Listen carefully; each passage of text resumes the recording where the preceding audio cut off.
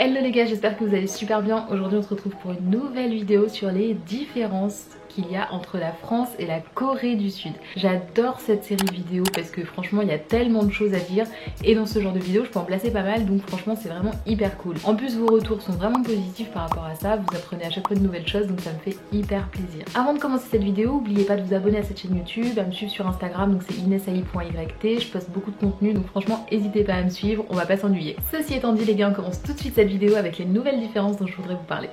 La première différence dont je vais vous parler dans cette vidéo, c'est le maquillage en Corée du Sud. Bon, on se maquille partout, on se maquille en France, on se maquille en Corée, on se maquille dans beaucoup de pays. En Corée du Sud, les testeurs, ils sont à un niveau hyper évolué. Parce qu'en fait, les Coréens et les Coréennes du coup qui utilisent du maquillage testent directement les testeurs vraiment sur eux.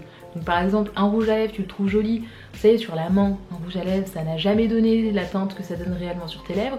En Corée du Sud, tu peux tout de suite l'essayer. Tu peux tout de suite l'essayer. Et d'ailleurs, si t'as pas de rouge à lèvres un jour, mais que t'as, je sais pas, un petit date ou un petit entretien ou quoi que ce soit, et que t'as pas mis de rouge à lèvres, tu peux totalement te rendre dans une boutique, te maquiller rapidement et partir à ton rendez-vous. Le maquillage en Corée du Sud c'est aussi très fréquent dans le métro, donc en France quand tu maquilles dans le métro franchement tout le monde te regarde bizarre, il suffit que déjà tu remettes un petit peu de labello, il y a des regards sur le côté, si tu commences à te mettre du mascara c'est terminé, je pense que toute la rame va se retourner. En Corée du Sud pas du tout, vraiment pas du tout, si tu veux te remaquiller c'est tellement normal. Il y a des filles qui se repomponnent et tout, genre, mais vraiment qui se font le teint dans le métro, je vous mens pas, genre moi j'étais hyper surprise parce que du coup quand j'ai vu une fille se remaquiller pour la première fois dans le métro, bah, je la regardais un peu et tout, je me disais waouh c'est fou, enfin c'est trop cool tu vois. Mais personne l'a calculé, hein. Personne l'a calculé, j'étais la seule à la regarder et j'en ai vu beaucoup faire ça parce que c'est vraiment quelque chose de totalement normal. En Corée du Sud, la fraude dans le métro est extrêmement rare. Je vous avais déjà expliqué dans une autre vidéo que les vols, franchement moi j'en avais jamais vu et que du coup t'avais un sentiment de tranquillité énorme. Et bah de la même façon que l'honnêteté est vraiment présente au niveau des vols, au niveau de la fraude dans le métro, c'est pas du tout comme en France. À Paris, c'est vraiment la porte ouverte à la fraude, franchement tu sautes par-dessus les tourniquets et tout, enfin bref c'est n'importe quoi.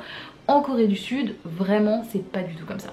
En fait il faut savoir que dans la plupart des gares, donc moi c'est les métros en tout cas que j'ai pu faire, donc j'ai fait Séoul et Incheon et Busan, j'ai fait Séoul, Incheon, Busan. Il y avait tout simplement en fait l'endroit où tu passes ta carte etc.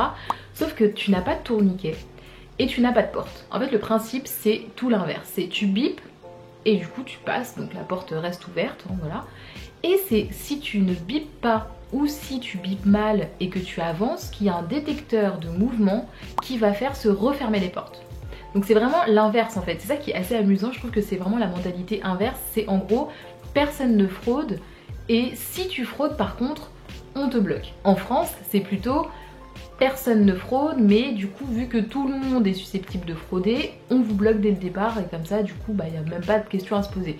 Donc ça c'était vraiment amusant parce que la première fois que j'ai vu ça en fait je me suis dit mais attends il y a vraiment réellement pas de porte, jusqu'à ce que j'entende du coup quelqu'un sans faire exprès mal biper sa carte et du coup les portes se refermaient.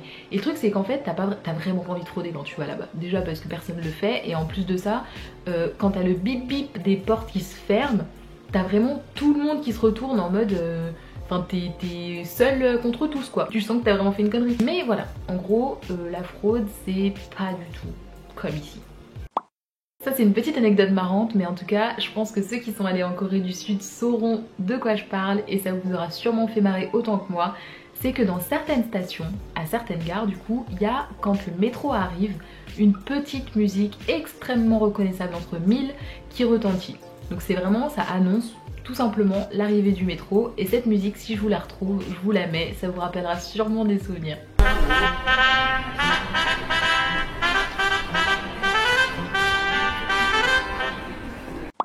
En Corée du Sud aussi, il y a quelque chose qui est assez marrant, c'est au niveau de l'âge. En France, quand on est, donc on passe 9 mois dans le ventre de notre mère, etc. Du coup, quand on est, en fait, on a 0 année si vous voulez. Donc au bout d'un an, on a 1 an. En Corée du Sud, par contre, c'est totalement différent puisque en fait, on estime qu'à partir du moment où tu sors du ventre de ta mère, tu as déjà vécu entre guillemets des années et du coup, tu commences à 1 an. Donc la deuxième année, au lieu d'avoir 1 an, tu auras 2 ans. Et c'est pour ça que quand tu te présentes à un Coréen ou à une Coréenne, cette personne est très susceptible de te donner son âge coréen et son âge non coréen. Potentiellement d'avoir 1 an de plus que toi en âge coréen et le même âge que toi en âge non coréen. Toujours pour rester dans les chiffres, au niveau des couples, en fait c'est assez marrant parce qu'en France, quand on sort avec quelqu'un, bah on sort avec quelqu'un et puis au pire on se fait un petit anniversaire des 1 an, un petit anniversaire etc. Et encore c'est même pas une obligation. En Corée du Sud, il faut savoir que vraiment les jours de relation sont très importants. Donc par exemple le jour où tu commences à sortir avec quelqu'un, c'est le jour 1. Mais c'est à dire que c'est le jour 1, il n'y a pas comme en France où c'est un peu bancal et pendant 6 mois vous savez même pas si vous êtes ensemble. En Corée du Sud, il y a quand même une période où vous pouvez un petit peu vous dater et tout, vous n'êtes pas forcément ensemble etc. Mais à partir du moment où vous sortez ensemble, où c'est acté que vous sortez ensemble, c'est le jour 1. Et au niveau des anniversaires, du coup, après, il y a plusieurs anniversaires. J'ai pas été en Corée du Sud suffisamment longtemps pour connaître les numéros des anniversaires et tout.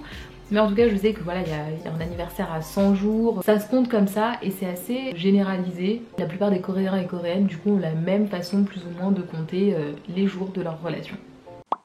En Corée du Sud, les lentilles sont vraiment très à la mode. Contrairement en France où les lentilles de couleur c'est pas forcément quelque chose de très répandu, ou au pire ceux qui mettent des lentilles c'est vraiment des personnes qui ont besoin de correction, ça les aide pour leur vision en fait tout simplement. En Corée du Sud, il y a vraiment beaucoup de personnes qui mettent des lentilles même s'ils n'ont pas du tout de problème de vue. Donc ça fait qu'il y a une telle demande qu'en fait il y a énormément de boutiques de lentilles dans les rues. Genre en France t'as un opticien et tout qui va faire quelques lentilles machin. En Corée du Sud t'as des boutiques qui sont spécialisées dans les lentilles. Et il y en a beaucoup et qui font de toutes les couleurs et tout machin. Et qui font aussi bien des lentilles du coup avec correction que des lentilles sans correction. Dans une autre vidéo, je vous avais raconté un petit peu au niveau de la T-Money, donc la T-Money qui était une carte de transport. La seule chose dont je vous avais pas parlé, mais du coup que je vais vous raconter en très rapide ici, c'est que c'est une carte qui n'a pas d'abonnement. C'est une carte qui n'a pas d'abonnement et que vous pouvez recharger uniquement en utilisant du cash. Mais par contre, tu peux pas, comme avec une carte Navigo ou une carte imaginaire, etc. ici, prépayer, enfin entre guillemets tous les mois ta carte pour avoir un abonnement. En Corée, ça se fait vraiment pas du tout comme ça. Donc en gros, il faut vraiment faire quand même relativement attention à pas mettre trop d'argent sur ta carte et à potentiellement la perdre parce que ça peut être du coup assez dérangeant. L'alcool en Corée du Sud c'est quelque chose qui est quand même pas très difficile à trouver et qui est quand même bu assez fréquemment. Ce qu'il y a c'est que du coup pour pallier à tout ça, étant donné qu'il y a une consommation quand même assez élevée d'alcool, ils ont inventé des petites boissons anti-gueule de bois en fait. Voilà, c'est des boissons qui te permettent d'être un peu requinqué le lendemain pour pas avoir ta gueule de bois et être dans le coltard pendant toute la journée. Et ce qui est assez marrant c'est qu'il y a non seulement des boissons mais ils ont fait ça aussi sous forme de glace et également des plats qui sont vraiment consacrés à l'anti-gueule de bois. Et ça je trouve ça hyper marrant et hyper pratique, vraiment. Et enfin le dernier point de cette vidéo dont je veux vous parler, c'est au niveau du service militaire. Je pense que pour la plupart d'entre vous, vous serez au courant, mais si vous ne l'êtes pas, en tout cas il faut savoir que en Corée du Sud, les garçons ont un service militaire obligatoire de 2 ans. Ce qui fait que en fait ça sera pas rare si vous partez en Corée du Sud, donc étudier comme j'ai pu le faire, d'avoir dans votre classe des personnes qui sont du coup beaucoup plus âgées que vous, donc de 2 ans en l'occurrence, parce qu'ils reviennent du service militaire et que du coup ils reprennent leurs études là où ils les ont arrêtées juste avant de partir. Donc ça voilà, c'est un truc qui est très différent de la France où le seul truc qu'on a ça va être la journée d'appel, je sais plus exactement comment ça s'appelle, qu'on a autour de 16 ans et tout. Là en Corée du Sud il y a vraiment 2 années entières où les garçons, donc c'est uniquement les garçons, sont obligés de partir effectuer un service militaire. Voilà les gars, c'est déjà la fin de cette vidéo, j'espère qu'elle vous a plu, que vous en avez appris encore un petit peu plus sur les différences qu'il y a entre la France et la Corée du Sud. Si vous avez appris des choses un petit peu nouvelles, n'hésitez pas à me le dire en commentaire, comme d'habitude vous connaissez très bien la chanson. N'oubliez pas aussi de vous abonner à cette chaîne YouTube si ça vous a plu, n'oubliez pas de me suivre sur Instagram comme je vous l'ai dit, c'est inesai.yt. Sur ces belles paroles les gars, je vous fais des gros bisous, je vous dis à mercredi prochain pour une nouvelle vidéo et en attendant on se voit dimanche pour un nouvel épisode de Une semaine, un drama. Gros bisous.